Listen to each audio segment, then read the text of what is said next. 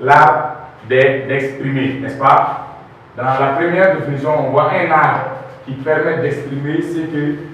tu ressens, que ce soit positif ou négatif. À l'état civil, je me nomme Amadou Baba Sissoko et communément appelé H2O ou H pour les amis. On a un groupe de Jeunesse Art.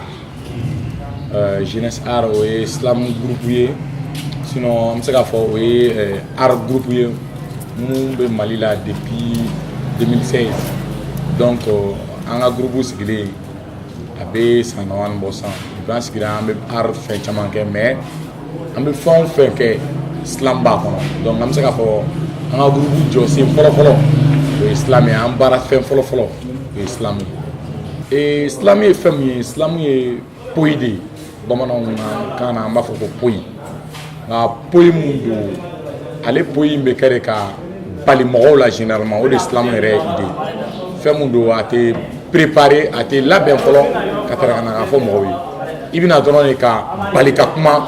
fɔ mɔgɔw ye u bɛ se ka kuma mun faamu ka fɛn f'u ye fɛn mun bɛ se k'u la sensibiliser ka fɛn f'u ye fɛn mun bɛ se ka u bila u bɛ sira jugu min kan u bɛ sira ɲuman min kan u ka dɔ fara o kan n'u bɛ sira jugu de kan u ka dɔ b'o la islam yɛrɛ o y'a jɔsen fɔlɔ-fɔlɔ dɔ ye o y'a daminɛ cogo dɔ ye. A bɛ fɔ o de ma ko Islam. Islam sera Mali en 2006. A sera Ala ka hinɛ Musa Konate la ni écrivain ba dun don Mali la. Festival Musa Konate n'a jɔ ɲɔgɔn bolo an b'a fɔ festival ma ko étonnant voyageur. A festival dun bɛ écrivain de ta ka bɔ diɲɛ fan tan ni naani na ka na n'u ye an bɛ kuma u ka livre kan u bɛ mɔgɔw dege sɛbɛnni na an n'u bɛ jɛ ka activité littéraire caman kɛ. 2006. Ani Islamer dɔ nana Mali la yan nɔ n'an b'a fɔ a ma ko Ruda a bɛ Faransi Islam jɛkulu dɔ la n'an b'a fɔ o ma ko 129H Ruda a tun ye atelier daminɛ lycée Askia Mohamed la donc Mali Islamer fɔlɔ-fɔlɔ an bɛ se k'a fɔ o bɔra lycée Askia Mohamed de la donc a y'u former yen nɔ formation kɔnɔna la yen nɔ a taatɔ la a formation bannen a k'u ma comme Islam ye fɛn kura ye yan. Est-ce que ne aw minnu dege a la aw bɛ se ka fara ɲɔgɔn kan ka jɛkulu former Islam na u ko effectivement u bɛ se ka fara ɲɔgɔn kan u farala ɲɔgɔn kan u y'a ye u ye mɔgɔ wɛrɛw sɔrɔ ka fara ɲɔgɔn kan ka se ka Islam don ba la Islam jɛkulu fɔlɔ-fɔlɔ min sigira Mali la a bɛ fɔ o de ma ko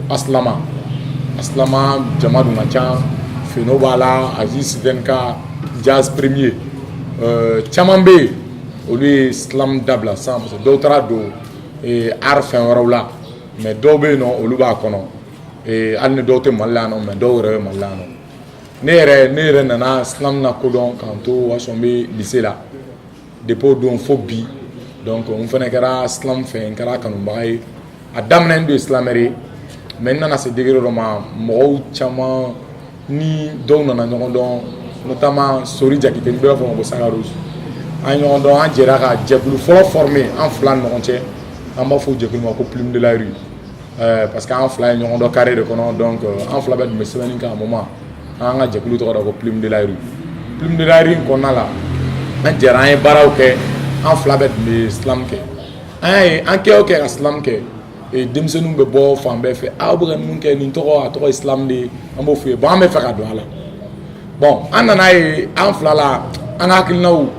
nana kɛ cogonin dɔ la an ma kɛlɛ dɛ mais ne ko bon ne tɛ silamɛya fɛ tuguni mais Sori ko ne ma ale bɛ fɛ ka kɛ silamɛ ye ne ko bon Sori an bɛ jɛkulu an b'a to sen na hali bi e bɛ kɛ silamɛ ye nka ne bɛ kɛ Islam master ye Islam master ye mun de ne bɛ kɛ mɔgɔ ye mun bɛ mɔgɔw dɛmɛ k'u dege Islam na n tɛ yɛlɛsɛni ka tuguni ka Islam kɛ mais Ala barika la technique bɛ n bolo ka se ka mɔgɔw dege Islam na Islam bɛ kɛ tan de k'a daminɛ depuis sɛbɛnni yɔrɔ ka na se fo i bɛ yɛlɛsɛni ka cogo min na k'i miiri comme b'i kɔnɔ dimi b'i kan ou bien joie min b'i la i bɛ se k'o transporter cogo di i ka fɛn kan ka se k'o yira jama la mɔgɔw ka adhérer i ka idée la donc ne ka baara bɛnnen ba yɛrɛ dɔn o ma Plume de la Rue nana wolo Jeunesse Art la n'o y'an ka groupe ye groupe in kɔnɔna la mɔgɔ sugu bɛɛ b'a la dɔw bɛ yen olu tɛ silamɛri yɛrɛ olu tɛ silamu olu tɛ yɛlɛsɛni ka silamɛri kɛ enseignants b'u la juristes b'an na psychologues b'an na mɔgɔ caman caman b'an na hali journalistes b'an na donc an jɛra ɲɔgɔn fɛ k'a fɔ bon an bɛ groupe sigi groupe tɔgɔ Jeunesse Art mais groupe n'an y'a sigi an bɛ baara kɛ ka se ka silam bɔ dibi la parce que jusqu'à an y'a jateminɛ jusqu'à présent Mali silam a bɛ daminɛ de la fɔlɔ donc an ka kɛlɛ kɛ ka silam bila ɲɛfɛ donc o sen de kɔnɔna la an ye compétition organisée an yɛrɛ de bayar dun t'an bolo mɔgɔ min t'an bolo min bɛ wari d'an ma mais a ka d'an mun ye an farala ɲɔgɔn kan ka wari bɔ k'a fara ɲɔgɔn kan ka silam compétition fɔlɔ lancer compétition fɔlɔ lancelen an ni ekɔliden dɔw bɛ baara kɛ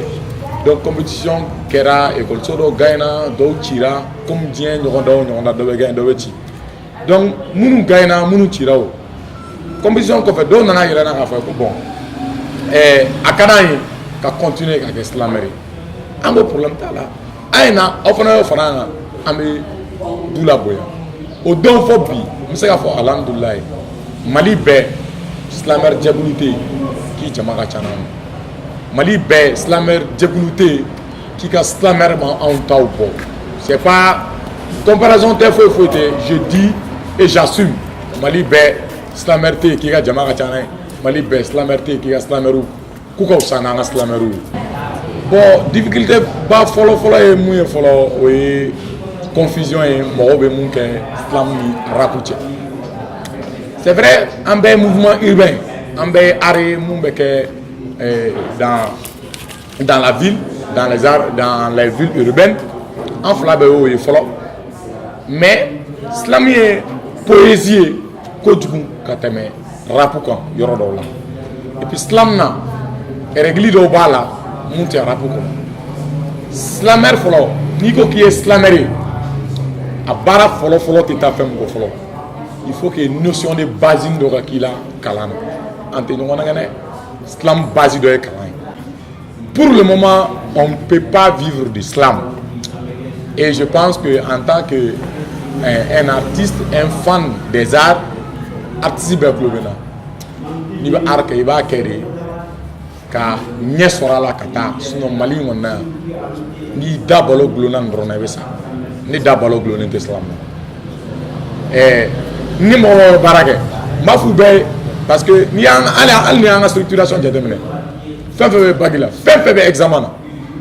ni i bɛ examen na dɔrɔn an b'i bɔ silam activité bɛɛ la o bɛɛ ye ka fɛn dɔ de yir'i la c'est à dire i bɛ mun na kalan in kɛ kalan in de ye fɔlɔ ye n'i kalanna Islam c'est comme une activité secondaire an b'a définir tan an b'a kɛ n'an tilala baaraw la de an bɛ ɲɔgɔn sɔrɔ k'an ka répétition kɛ n'an ka prestation bɛ yen an b'a kɛ de telle sorte que an n'an ka baaraw kana don ɲɔgɔn kɔnɔ sinon pour le moment malien silamɛ tɛ yen pour ne pas dire malien artiste tɛ yen k'ale bɛ ka balo a ka art in de la Mali kɔnɔ yan je dis bien n'i taara kɔfɛ n'i ye chance sɔrɔ ka taa ka tourner ka voyage kɛ peut-être i bɛna balo a la mais k'i to yan fɔlɔ i tɛ se ka balo a la i bɛ baara de kɛ ka se ka ye voilà. En ce qui concerne jeunesse art alhamdoulilah partenaire dɔw an ma wuli ka s'u ma dɛ u y'an bɛ ka mun kɛ à travers les activités réseaux sociaux kan o n'u taara n'u invitera u yɛrɛ b'an ye an bɛ ko minnu fɔ an ka sɛbɛnniw kɔnɔna la an bɛ kuma minnu an bɛ message minnu véhiculer la ONU Femmes gɛrɛla an na n'o ye Nations Unies ka jɛkulu dɔ ye n'o bɛ musow ka hakɛw défend kojugu u y'an ɲininka comme et puis an ka jɛkulu la muso ka ca la kojugu n t'a dɔn généralement muso filɛ nin activité ninnu ka d'ale ye ni cɛw ye mais muso ka ca kojugu donc u gɛrɛla an na k'a fɔ an ye an k'u dɛmɛ mɔgɔw bɛ binganni wale minnu kɛra musow la mɔgɔw bɛ ka dantɛmɛ wale minnu kɛ musow la an ka ko dɔw acteurs dɔw ye ka se k'u dɛmɛ ka se k'o message fɔ k'o véhiculer hali bi mɔgɔw ye donc an n'olu ye partenaires ye olu kɔfɛ mɔgɔ wɛrɛw bɛ yen nɔ jama baden bɛ partenaire dɔw b'an bolo hali Mali kɔfɛ par exemple école des poètes bɛ yen o ye groupe dɔ ye Ivoire et partenariat b'an n'olu cɛ san o san u bɛ mɔgɔ fila bila ka na ou bien u bɛ mɔgɔw bila ka na Mali la yan nɔ n'an ka activité bɛ yen u bɛ participer a la n'u fana ta bɛ yen u b'an invité o ye partenariat dɔ ye à l'international mais Mali kɔnɔ partenaire misɛnnin caman bɛ mɔgɔ bonne volonté caman bɛ yen u y'an dɛmɛ et maison d'édition dɔ bɛ yen Alpha Innov an b'a fo a b'an dɛmɛ chaque fois et Ciné Droit Libre o b'an dɛmɛ chaque fois et an hakili bɛ bɔ dɔw kɔ kan jama ka ca tiɲɛ yɛrɛ la ani hadamaden dɔw yɛrɛ bɛ yen an bɛ ka min kɛ a ka d'u ye ani an ka denmisɛnninw mansaw a ma nɔgɔn dɛ dɔw mansa surtout ni musow b'i bolo k'i k'u dɛmɛ masa dɔw b'a faamu i yɛrɛ ɲɛ fitiri bɛ ka se dɔw b'a faamu dɔw t'a faamu donc de fait que k'u denw bila ka n'a kɛ yɛrɛ fɔlɔ o ye dɛmɛ dɔ ye donc an b'u fana fo a n'an yɛrɛ ka dévouement personnel an yɛrɛ ka passion m'an yɛrɛ la o ye dɛmɛ dɔ fana parce que an filɛ nin ye on est trop positif dans la tête anw bolo échec tɛ voilà olu y'an ka dɛmɛw y'an yɛrɛ fɔlɔ jeunesse art la yan nɔ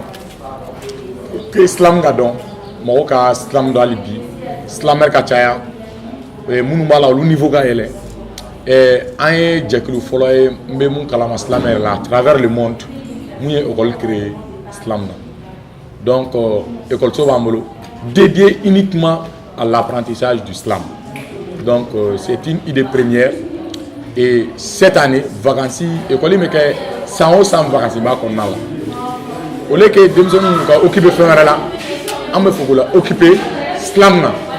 On a un programme pédagogique, chargé pédagogique Bambolo, et on a aussi un programme artistique. Donc pédagogie ni artistique, donc pédagogie ni artistique, Ambolo Nyarami, Kaseka Idek Islam. Durant 2 mois, Ambolo Degi écriture là, ou Degi jeu scénique là, ou Degi technique de déclamation là, et école Bantola, Ambé restitution Badoke, Kabofoma, ou Yanga cérémonie de clôture. Ensuite, on met un papier d'ouma, 7 d'ouma, quand il y a 7 bails à Kouaï, ils sont indépendants de l'islam. Au Maroc, quelqu'un qui est dans de gala, dans le matin, on a mis de la foule. Nous, de la foule, ou bena ou l'islam, awa ota iraki association moye folo. Donc, naïdia, alité fera de l'association. Il vient à l'école l'islam, il vit de l'islam, na banabeta,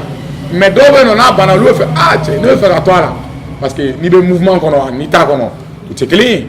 Donc, nous faisons un groupe là, un groupe Sharia, donc on lui permettait de faire un niveau calme. Parce qu'un groupe qu'on a une formation qui est en Nyon-Tchèque, ma belle, Marola, Islamère, on l'a déplacé, ou espérance ou partager. Et ensuite, en quelle condition de blanc, école de là, à ma formation, ça te dit de me dire un slam samedi. Vous faites une compétition ou compétition pour y car Slamer talent mais moi ou le macabot ou la ou dénicher donc ça te dit de me dire un slam en beau faire que 100 au 100 à la une à la deux slam à fort à fort